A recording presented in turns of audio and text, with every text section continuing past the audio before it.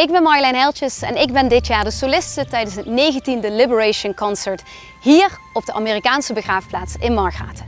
Zo'n 12,5 jaar geleden ben ik afgestudeerd aan de musicalopleiding en sindsdien werkzaam als zangeres in zowel het pop, musical als lichte klassieke genre.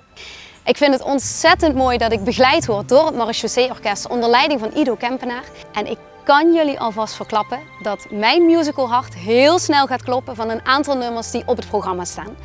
We zeggen natuurlijk nog niet alles, maar een klein tipje van de sluier. We gaan van John Williams naar Leonard Cohen, we gaan naar Sting en zelfs van onze lokale helden Mark Buuts komen er werken voorbij. Het is niet alleen voor volwassenen, maar het wordt echt een familieconcert.